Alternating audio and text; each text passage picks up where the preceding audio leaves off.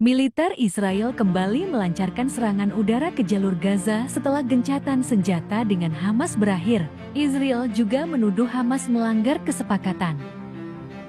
Para penduduk Gaza harus menetap di kamp pengungsian karena rumah-rumah mereka sudah hancur akibat situasi di Palestina makin memanas. Ternyata menghindari konflik berkepanjangan dan tinggal di kamp pengungsian juga pernah dirasakan oleh beberapa pemain bintang Eropa. Mereka membuktikan kalau hidup di kamp pengungsian bukan halangan untuk mengejar mimpi sebagai pesepak bola.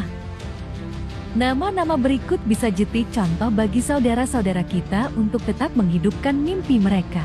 Siapa saja pesepak bola yang mengawali karir dari kamp pengungsian itu?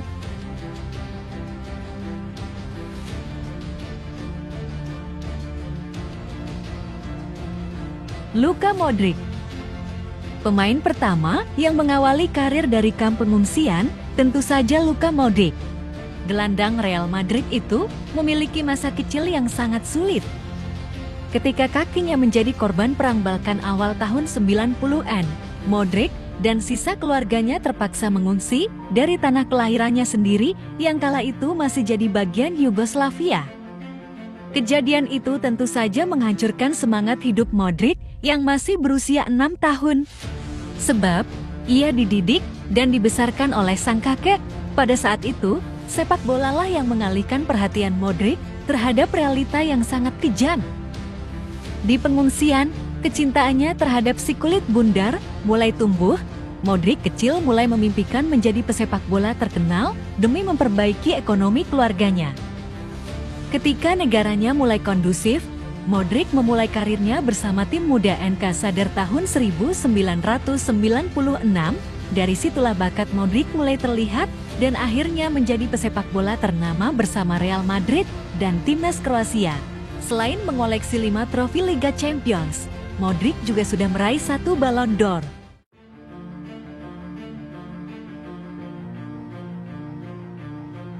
Ivan Rakitic. Rekan senegara Modric, yakni Ivan Rakitic juga mengalami nasib yang hampir sama. Meski Rakitic terkenal menjadi pemain timnas Kroasia, ia lahir di Mohlin, Swiss.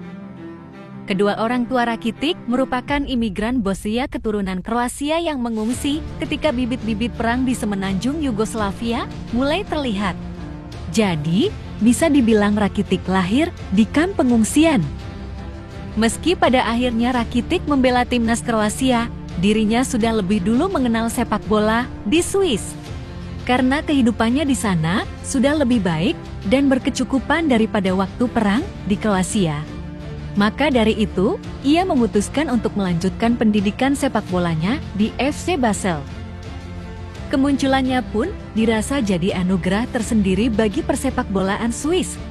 Digadang-gadang bakal jadi pilar penting timnas Swiss, Rakitic justru memutuskan untuk membela negara ayahnya, Kroasia. Meski sempat menimbulkan perdebatan hingga ancaman dari para fans di Swiss, keputusan ini jadi pilihan yang tepat bagi sang pemain. Itu dibuktikan dengan karirnya bersama timnas Kroasia yang luar biasa.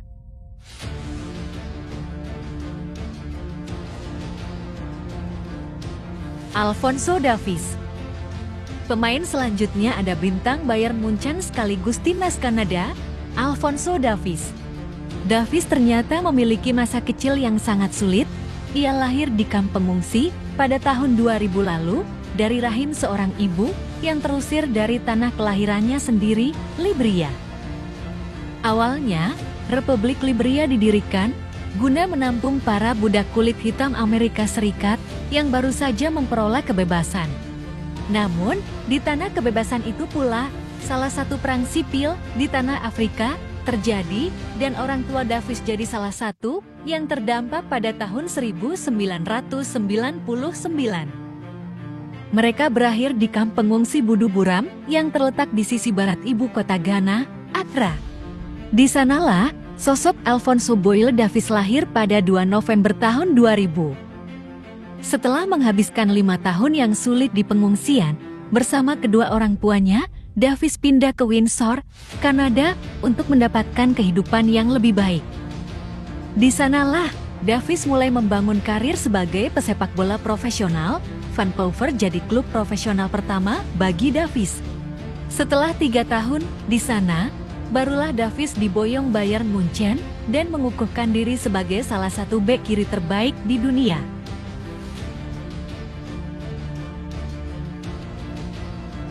Eduardo Camavinga. Gelandang andalan Real Madrid, Eduardo Camavinga juga ternyata lahir dan besar di kamp pengungsian.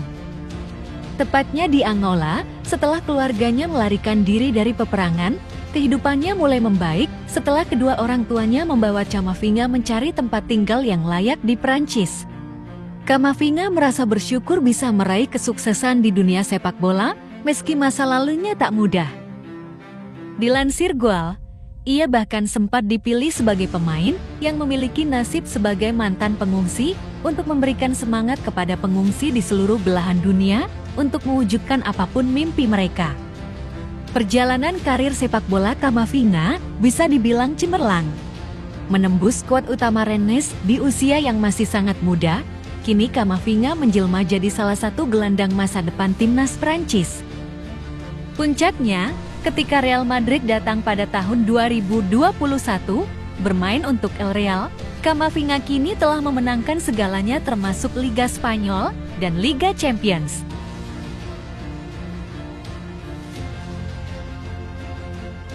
Xherdan Shaqiri. Jika membicarakan soal pesepak bola yang pernah jadi pengungsi, Xherdan Shaqiri tak boleh terlewat. Banyaknya perpecahan yang terjadi di tempat asalnya, Kosovo, membuat orang tua Shaqiri memutuskan pergi meninggalkan tempat kelahiran sang pemain.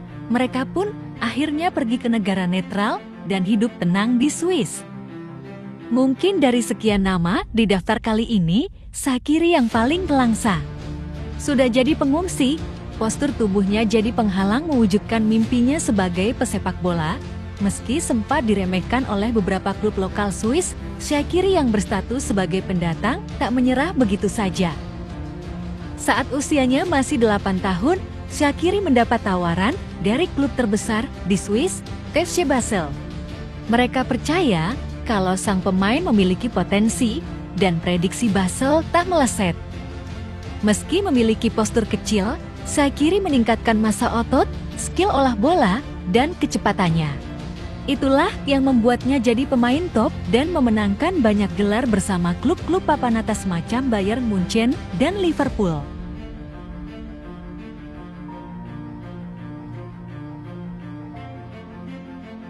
Dari kelima pemain ini, kita bisa belajar bahwa masa lalu yang buruk hanyalah sebuah kenangan. Masa itu menjadi suatu pelajaran berharga agar bisa menjalani hidup yang lebih baik.